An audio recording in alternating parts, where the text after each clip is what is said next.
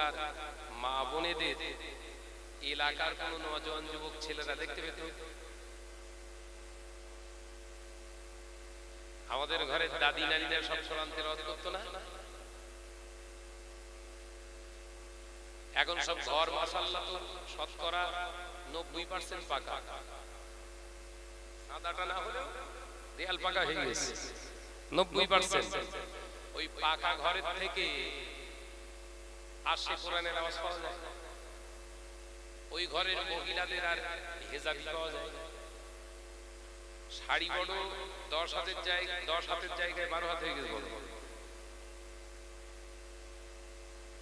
ওদের আর পর্দা নেই, তার মানে লজ্জা নেই, জিকির নেই। কারণ এই বন্ধন গ্রুপ মহিলা সমিতি রানী হয়েছে 19 বছর। মাথা ভিতরে ঢোকা কত বছর? 19 বছর। ঘরে ঘরে ঘরে ঘরে ঘরে ঘরে ঢুকেছে যাবি, তবে আপনার ঘর থেকে লজ্জা হায়া শর্মিন্দা সব উঠে গেছে। আপনি মনে করছেন নামাজ পড়ছি আমি, নামাজই আমাকে জান্নাতে এনে দেবে।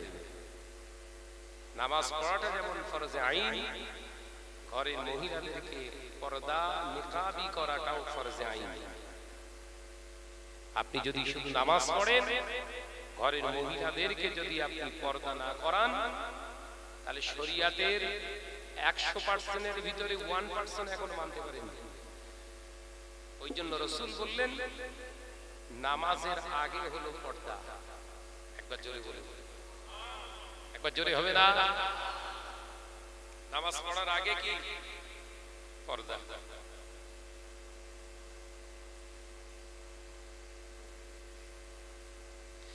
আম্মা জান হযরতে আয়েশা সিদ্দিকা রাদিয়াল্লাহু তাআলা আনহা বর্ণনা করে, একদিন দুপুরবেলা আল্লাহ নবী পবিত্র হুজরা শরীফে আমি আমার নবীকে নিয়ে বসে রয়েছি। দুপুরবেলা আমি আয়েশা লক্ষ্য করতে লাগলাম উম্মে সালামা রাদিয়াল্লাহু তাআলা আনহা আত্মীয় নিকটস্থ একজন আত্মীয় নওজোয়ান যুবক ছেলে, চোখে দেখতে পায় না, অন্ধ সাহাবী আমার রাসূলুল্লাহ দরবারে আসে।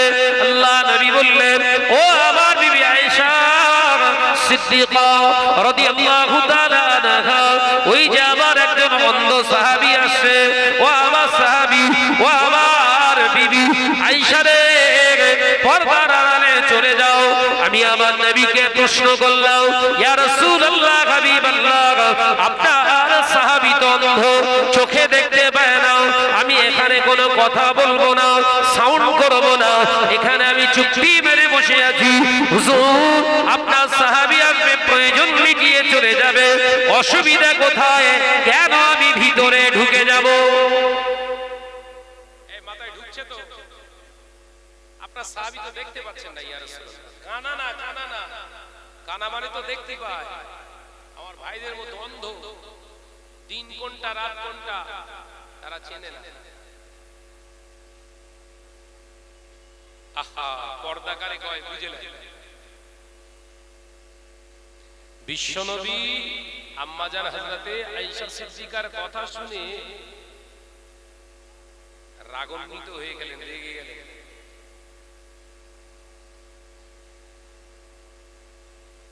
রেগে গেছে হুজুর, চেহারা মোবারকটা লাল টকটকে হয়ে গেছে। আম্মা জান হযরত আয়েশা বলছে, সিদ্দিকা রাদিয়াল্লাহু তাআলা আনহা, রাসূলুল্লাহর চেহারা মোবারক দেখে আমি বুঝতে পেরেছি হুজুর আমার প্রতি রেগে গেছে। হাত দেরি করলাম না, আমি ভিতরে অন্তর্মহলে চলে গেলাম। একবার জোরে বলুন না সুবহান। রাসূলুল্লাহকে সম্মান করতেন স্ত্রীরা, আম্মা জানেরা। আল্লাহ নবীকে এসে বললেন, আসসালামু আলাইকা ইয়া রাসূলুল্লাহ হাবিবাল্লাহ।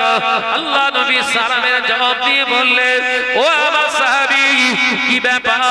ইয়া রাসূলুল্লাহ হাবিবাল্লাহ, আপনার দরবারে এসেছি একটি কথা আমি জানবার জন্য। হুজুর, আমি একজন অন্ধ মানুষ, চোখে দেখতে পাই না।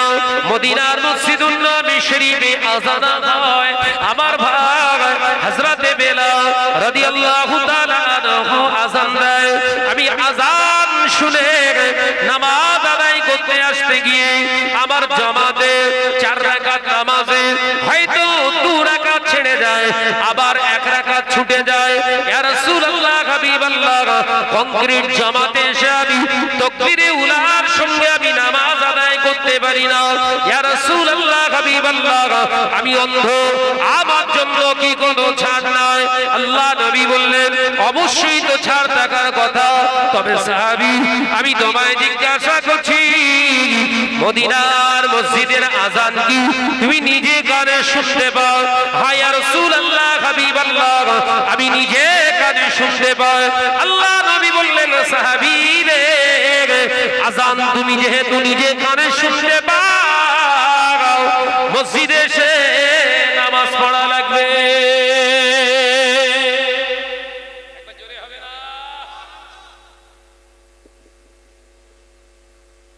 তাহলে অন্ধ যারা, তাদের জন্যও যেগুলো চ্যাংড়া ভালো ঘুরছে, এদের কি হবে?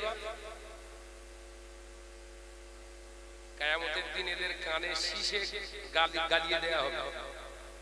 আযান শুনে যারা না ভান করে থাকে, না শোনার ভান করে, এদের কানে কি শীষা গলিয়ে এদের কানে ঢালাই করা হবে। শুনতে পেতিস নি? কান দেখে কি হবে? ও নওজওয়ানেরা, মুরব্বিয়ানগণেরা, ছেলেরা, বাচ্চারা, পর্দানশীলা মা ও বোনেরা, আল্লাহ নবী সাহাবী সালাম দিয়ে বিদায় নিলেন। আল্লাহ নবী সাহাবী বিদায় নেওয়ার সাথে সাথে আম্মা জান হযরত আয়েশা সিদ্দিকা রাদিয়াল্লাহু তাআলা আনহা বললেন, আমি ঘর থেকে আবার রাসূলুল্লাহর কাছে এলাম, সালাম দিলাম। আল্লাহ নবী সালামের জবাব দিলেন। হুজুরকে আমি প্রশ্ন করলাম, ইয়া রাসূলুল্লাহ হাবিবাল্লাহ, হুজুর দয়া করে একবার আপনি আমার উত্তরটা একবার দেবেন। আমি আয়েশা আপনার পাশে যদি বসে থাকতাম, ওই অন্ধ সাহাবী তো তিনি আমায় দেখতে পেতেন না, তারপরেও কেন আমাকে আন্দারে যেতে বললেন, ভিতরে কেন প্রবেশ করতে বললেন? আল্লাহ নবী বলেছিলেন, আয়েশা, আমার সাহাবী অন্ধ হতে পারে, আমার সাহাবী অন্ধ হতে পারে, আল্লাহ তোমাকে তো অন্ধ বানায় না। ও আমার সাহাবীরা, আল্লাহ নবীকে বলতে শোনা যায়, আল্লাহ নবী বলেছিলেন, আয়েশা সিদ্দিকা রে, ও আয়েশাতুল কুবরা, আমি রাসূলুল্লাহ বলছি শোনো, একজন মহিলাদের জন্য যেমন চোখের পর্দা করা যেমন ফরজ, একজন পুরুষের জন্য চোখের পর্দা করাটাও ততটা ফরজ। একবার জোরে হবে না? আরে পর্দার ব্যাপারটা বুঝতে পেরেছেন না? মানে পর্দা করা মানে শুধু নিজেকে ঢেকে রাখা না, আমারটা যেমন কাউকে দেখাবো না, অন্যেরটা দেখবো না, এর নাম পর্দা, বাকি সব জড়তা। এ কথা বুঝতে পারেন? আলোচনা বুঝতে পারছেন তো? বাচ্চারা গাছ পড়ে গেছে।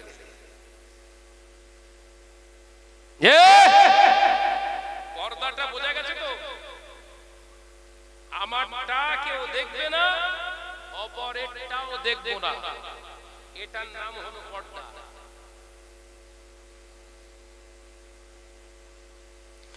ও মেয়েরা, নওজওয়ানেরা, যুবকেরা, ছেলেরা, বাচ্চারা, পর্দানশীলা মা ও বোনেরা, আল্লাহ নবী দোজাহানের বাদশা হাবিবুল্লাহকে, নবী জনাবে মুহাম্মদুর রাসূলুল্লাহকে সকলে আর একবার পড়ি সাল্লাল্লাহু আলাইহি ওয়াসাল্লাম।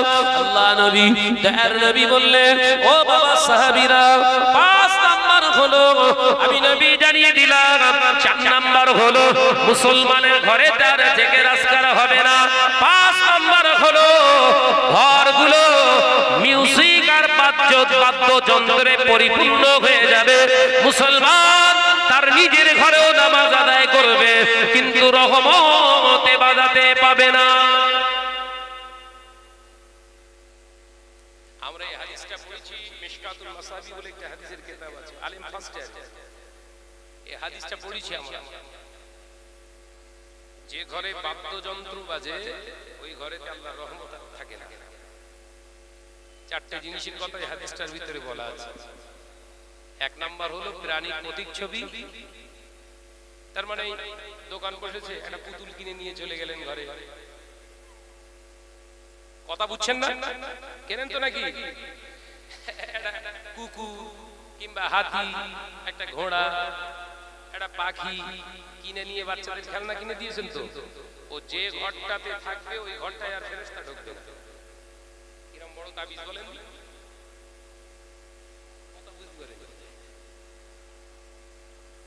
যদি কেউ মনে করে যে আমার ঘরেতে রহমতের ফেরেশতা ঢুকতে দেব না, কিচ্ছু করা লাগবে না।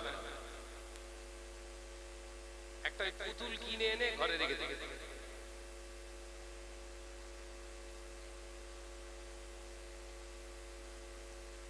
কিছু আবার হাইব্রিড পুলিশে ফেরিয়ে তারা বলে না বাচ্চারা খেলতে পারে,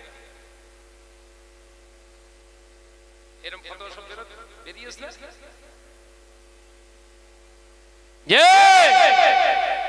খেলনা বাচ্চাদেরকে কিনে দিন, এমন একটা খেলনা কিনে দিন যেটা আপনার ঘর যেন নোংরা না হয়, ঘর যেন রহমত ছাড়া না হয়, ঘরের ইবাদত যেন কোনো ক্ষতিগ্রস্ত না হয়, এমন খেলনা কিনে দেন। গাড়ি কিনে দেন, ছোট ছোট গাড়ি কিনতে পাওয়া যায় তো, কিনে দেন।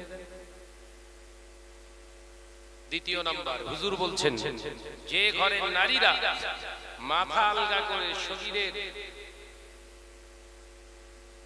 অর্ধাংশ অর্থাৎ অর্ধানগ্ন অবস্থায় ঘরেতে জীবন যাপন করে, ওই ঘরেতে রহমতের ফেরেশতা ঢোকে না। মাথায় ঢুকছে তো নাকি? এই প্রত্যেকটার পিছনে সব দলিল আছে, হাদিস। কোন গল্প টল্প বলে যাচ্ছি না।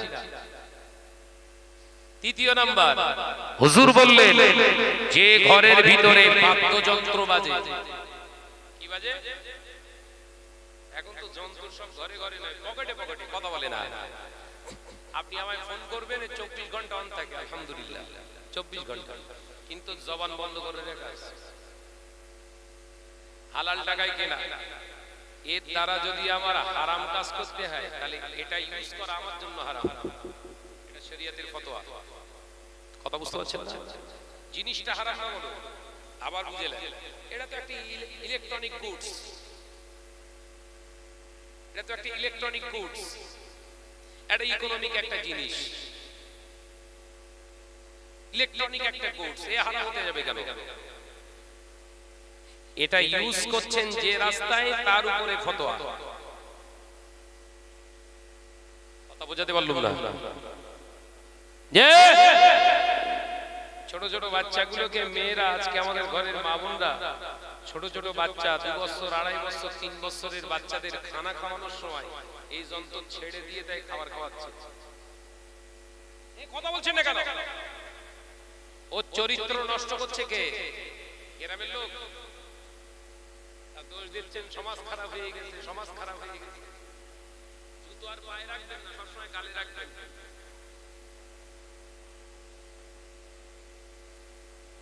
4 নাম্বার, ওয়াজ মাথায় নিতে পারছেন তো নাকি? একদম গোদা বাংলায় বুঝিয়ে রেখে যাচ্ছি। 4 নাম্বার, বিশ্বনবী বললেন যে মুসলমানটা ঘরেতে কুকুরের পালন করে, কুকুর পোষে, যে মুসলমান ঘরে কুকুর পোষে, আল্লাহ রাসূল বললেন ওর ঘরেতে আল্লাহর রহমতের ফেরেশতা আসবে না।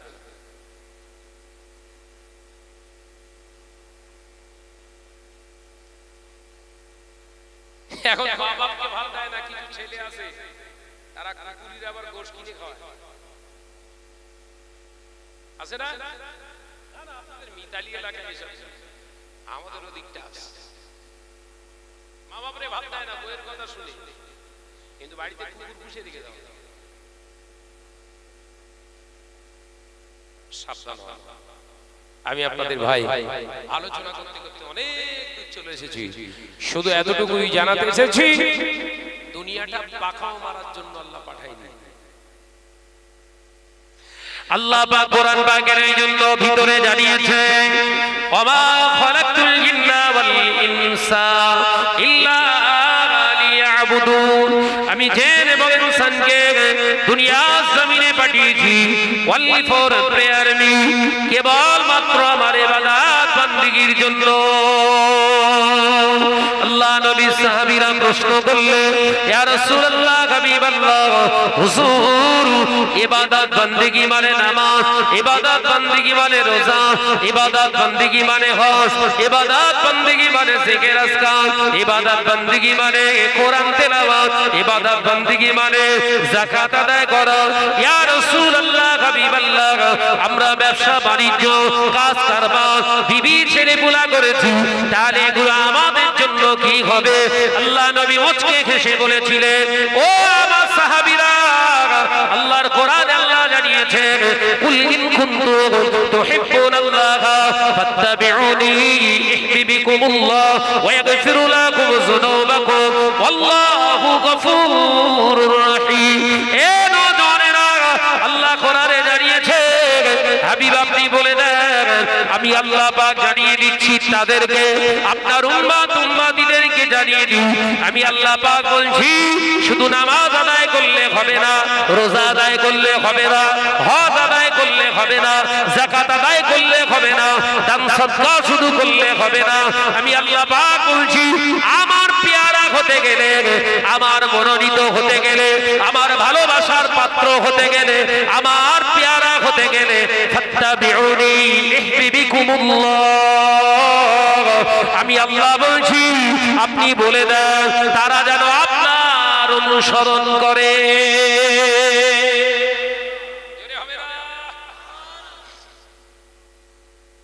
সারাংশ বলে দিয়ে গেলাম কোরআন থেকে। ইবাদত মানে শুধু নামাজ না, ইবাদত মানে শুধু রোজা না, ইবাদত মানে শুধু হজ না, ইবাদত মানে শুধু যাকাত, আপনার যাকাত আদায় করা না, শুধু কুরবানি দেয়া না, শুধু আল্লাহ জিকির আজকার নয়। ইবাদত বندگی মানে বিবাহ করা, ব্যবসা বাণিজ্য করা, চাষাবাদ করা, সব শর্ত কি? ফাত্তাবিউনির রাসূল, আমার হাবিবের অনুকরণে তোমাকে করতে হবে। সুবহানাল্লাহ, জোরে হবে না? তার মানে ব্যবসা করা ইবাদত। শর্ত কি? শর্তুন ওয়াহিদা, একটাই শর্ত, ব্যবসার ক্ষেত্রে মিথ্যা কথা বলা তোমার জন্য হারাম। কথা বোঝাতে পারলে বলো। ব্যবসা করতে পারবেন, 20 টাকার মালটা 120 টাকা বিক্রি করতে পারবেন, লা বাআসা জায়েজ, কোনো অসুবিধা নেই, তোমার জন্য জায়েজ। শর্ত হলো বেচার সময় বলবে, ভাই 120 টাকা না হলে আমি দিতে পারবো না। কিন্তু এই রামগণ বলবেন না, আল্লাহর কি ভাই, আমার 110 টাকা কিনা। কথা বলছেন না কেন? এই কোনটা চলে?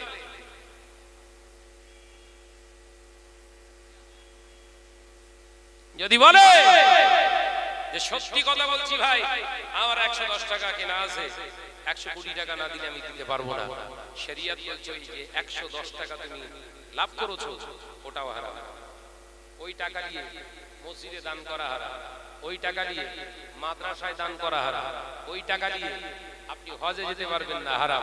ওই টাকা দিয়ে মানুষকে ইফতার খাওয়াতে পারবেন না, হারাম। মিয়া নামাজ পড়লে যান না,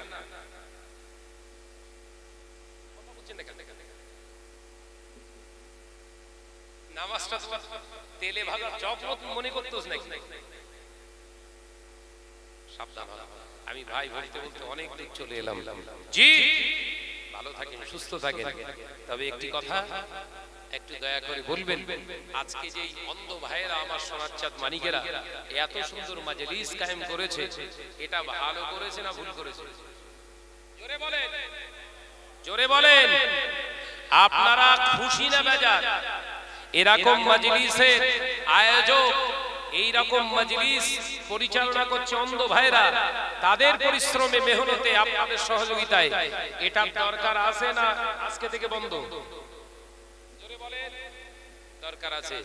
ভাইরা আরেকটা মাদ্রাসা করার জন্য জমি ক্রয় করেছে, মাদ্রাসাটা করবে নিয়ত করেছে। আমাকে বললেন, ভাইজান যাওয়ার আগে একটুখানি ভাইদেরকে বলে যাবেন যাতে সহযোগিতার হাত বাড়িয়ে দেয়। কেউ আছেন ভাই? কেউ আছেন? আল্লাহর বান্দা বলেন তো যে ভাইজান ওই মাদ্রাসাটা তৈরি করার জন্য বেসিক্যালি যে জিনিসগুলো লাগে, যেমন ইট, যেমন পাথর, যেমন রড, যেমন সিমেন্ট এগুলো লাগে, তার সঙ্গে আনুষঙ্গিক মিস্ত্রি খরচাটা লাগে। বলেন কোন ভাই আছেন আমার যে ভাইজান আমি ওই মাদ্রাসার জন্য 1 ফুট বালি দেব? বলে দোয়া করে যাব। আমি একদম অল্প সময় 10-12 মিনিট আমি থাকবো, কারণ অনেক রাস্তা যেতে হবে। বলে এই কালাম ভাই কে আছেন? কালাম ভাই চলে আসুন একটু। আছেন বাবা? কোন সোনার মানিক আছেন? 1 ফুট বালি দেবে?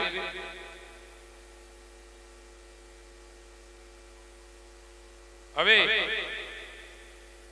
বাবাজিরা? দেন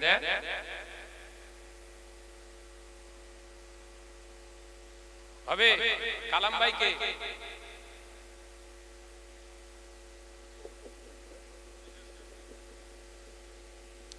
কে কালাম ভাই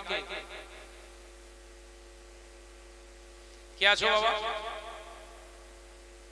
যে ভাইজান আমি দেবো 1 ফুট বালি।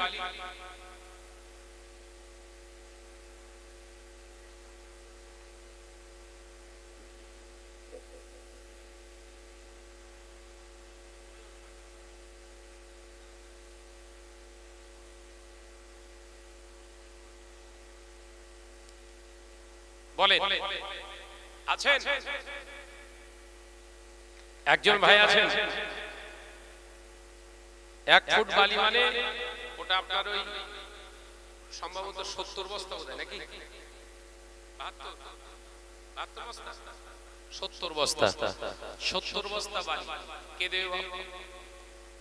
যদি না পারেন 5 বস্তা সিমেন্ট কে দেবে?